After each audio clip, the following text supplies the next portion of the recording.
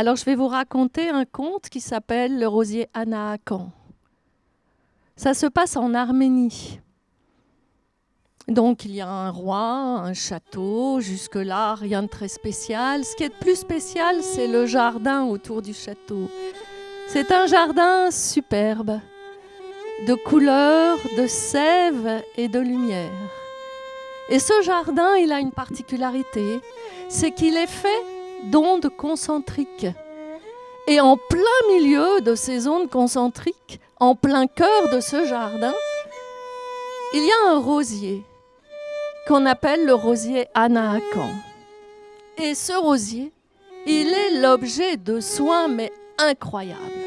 Il est plus bichonné qu'une femme aimée ne pourrait l'être par un homme attentionné et délicat. Vous imaginez ? Et pourtant, ce rosier, franchement, bof. Une tige, droite certes, mais toute malingre. Quelques épines qui se battent en duel et puis quelques feuilles rachitiques.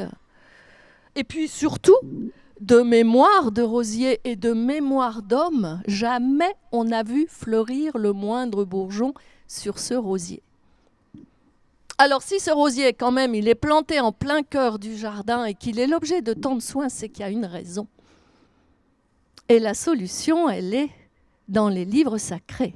Est-ce qu'il y a quelqu'un ici qui sait ce qui est dit dans les livres sacrés sur le rosier Anaakan ? Non. Bon, alors je vais vous le dire. Il est écrit ceci. Un jour, sur le rosier Anaakan, fleurira la rose généreuse, celle qui donne au maître du jardin la jeunesse éternelle. Alors le roi du château, qui est en même temps le maître du jardin, tous les matins, il vient faire ses dévotions et ses salutations devant le rosier, et puis il met ses lorgnons, et puis se met à éplucher les quelques feuilles et les quelques épines pour voir s'il n'y a pas une petite trace de petits bourgeons, mais de petites traces de petits bourgeons, niet.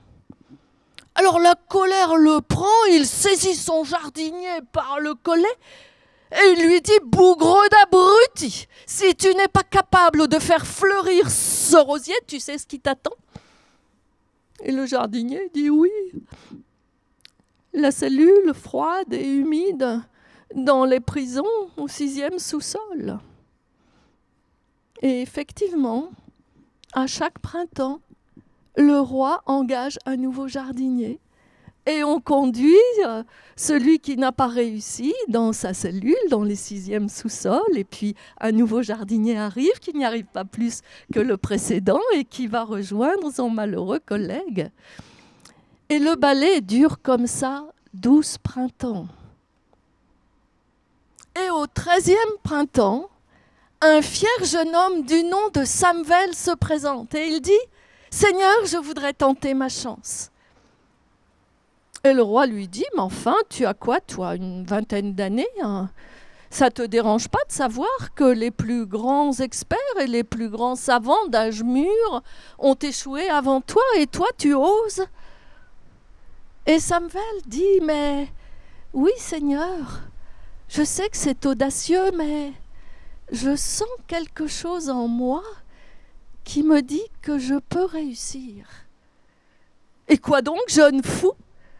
Eh bien, 2 choses, Seigneur, à vrai dire. La première, c'est que j'ai vraiment très peur de finir ma vie en prison. Cellule froide et humide entre 4 murs comme ça, non. Et puis la deuxième, c'est que j'ai tellement envie de voir fleurir ce rosier. Alors le roi dit, bon, pourquoi pas. Et le lendemain, Samuel prend ses fonctions. Il se poste à l'onde concentrique la plus éloignée et puis il s'avance parmi les allées du château, du jardin. Et il atteint le grillage et là, il plante son regard dans les épines du rosier et il s'avance pas à pas. Et puis il salue le rosier et il lui parle tout bas. Et puis, bien sûr, il se met au travail, comme n'importe quel jardinier. Il bêche autour du pied maigre, et puis il enfouit les racines dans un terreau moelleux, et puis il met de l'engrais, et puis il arrose tout comme il faut, quand il faut, combien il faut.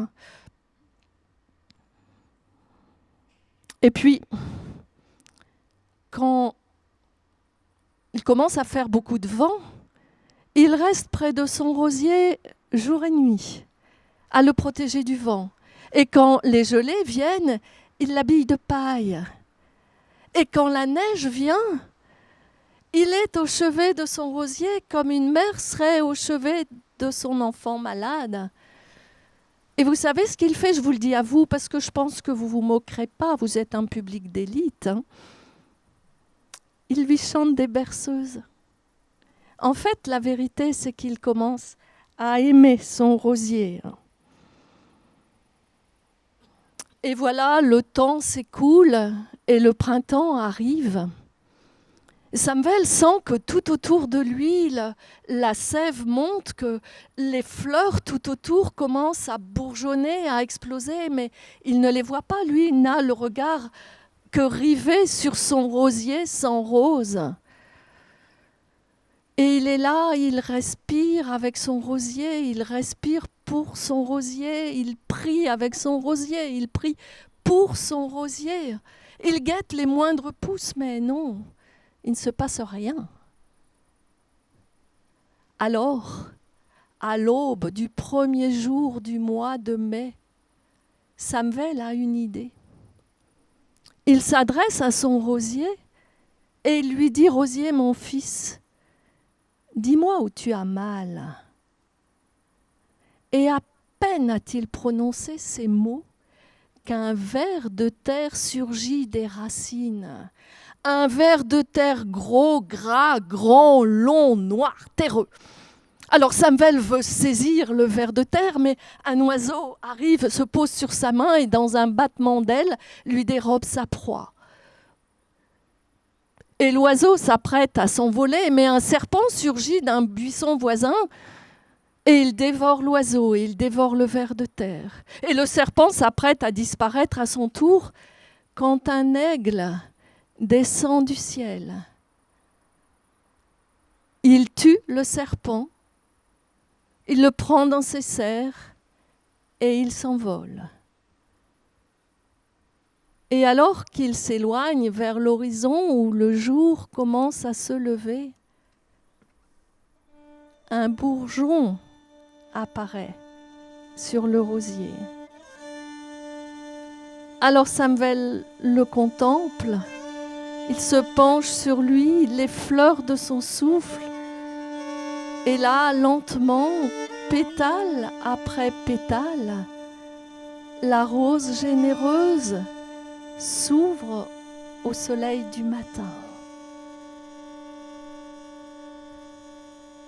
Et Samuel dit « Merci, merci, merci ».